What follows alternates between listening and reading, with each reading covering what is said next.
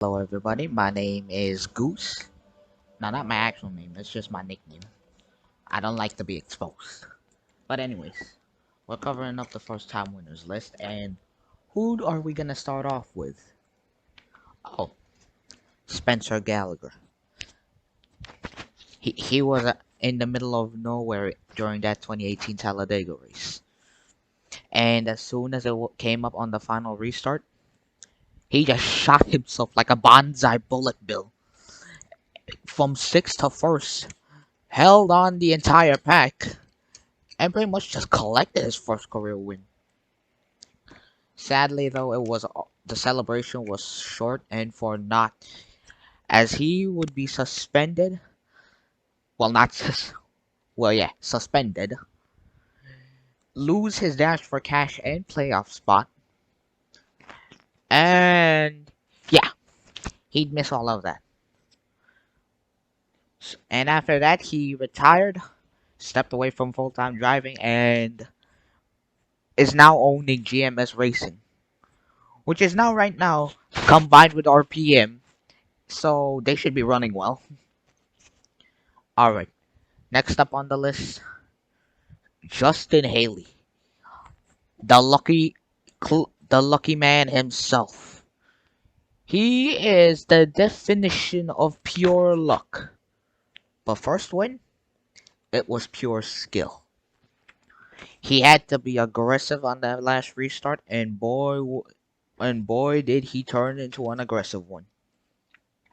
Charged his way to the front, showed no mercy to his competitors, and earned his first career win. And then he'd be the most successful lucky dog in NASCAR history. Won at Canada and Texas by pure luck. Canada because of Gregson and Gilliland, both of them were teammates wrecking. And in Texas because of Gilliland running out of gas. And then there was Daytona 2019.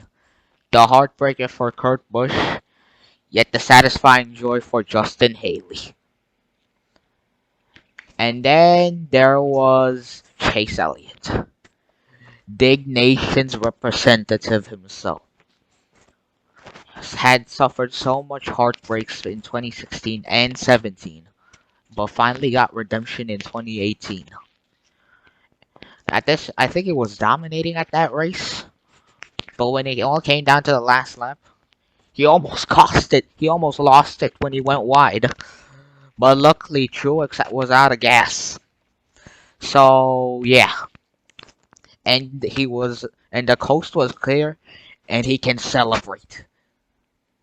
And then he can, and then he, and then he got another win at Dover. Just what, couple of races after his first career win, he'd get another one.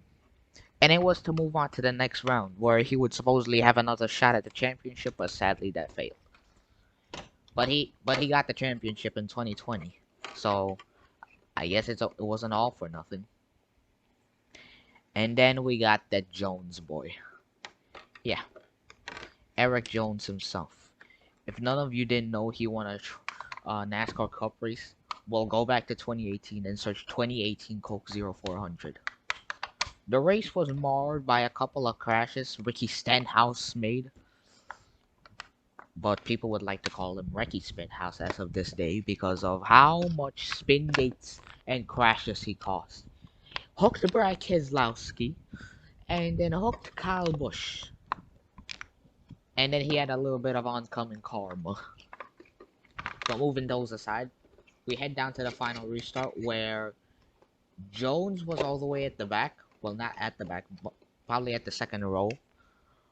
And the people up in front to contend for the win was Casey Kane and Martin Truex Jr. But then out of nowhere, coming to the backstretch, Jones shot out of a cannon but Truex still held strong. And then at that point, it was just a duel of the Toyotas. It wasn't until the backstretch where Jones would get the push from Kane. And right after that, he'd hold off the charge from Martin Truex Jr. to earn his very first NASCAR Cup Series victory. And then he'd get another win in Darlington, which, needless to say, I guess was to secure a spot into the playoffs. At this point, I'm just losing my words. Next, the Melon Man, Ross Chastain. He has been a top competitor in the Truck Series, never been heard of in the Xfinity Series until he got a ride from Felix Sabates and Chip Ganassi. He dominated the Vegas race, led nearly all of the laps, and then just won his first career race by pure skill. And yeah, was quite a glorious one.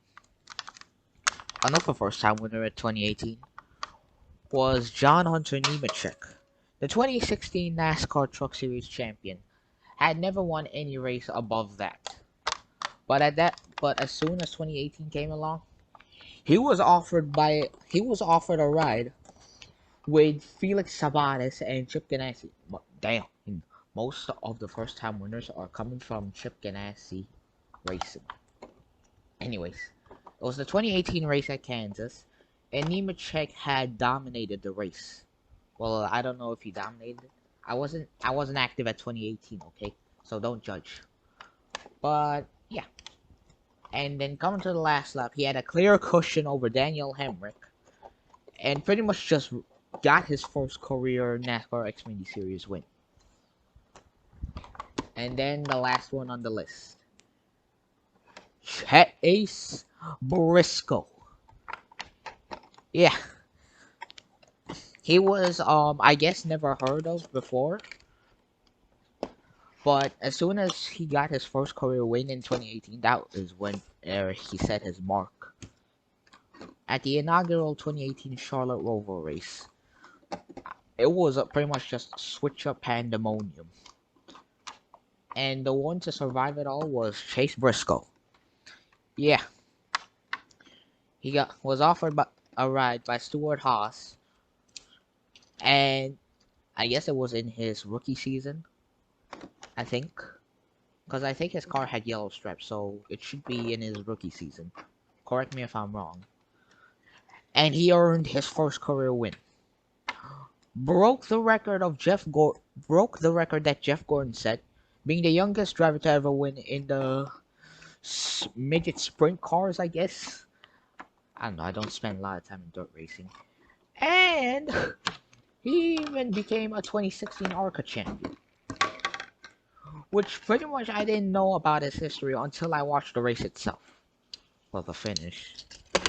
And then right after that, he pretty much became a top contender. Dang it. I'm losing my voice and my words. He pretty much became a top contender for every Xfinity Series race. More specifically in 2020, where he won a bunch of them. And another one in 2021, where he was literally the top story in the Indy Roval, where he wrecked Hamlin. Sadly, he didn't get any win in the Cup Series until this year in 2022, where he pretty much just shocked everybody at Phoenix. He was never close to winning the championship there, but getting his first career win in the Cup Series, that pretty much redeems himself from 2020. But still, I'm actually surprised that there were few first-time winners on this list. But that's all I got to you. Back to you, Liam.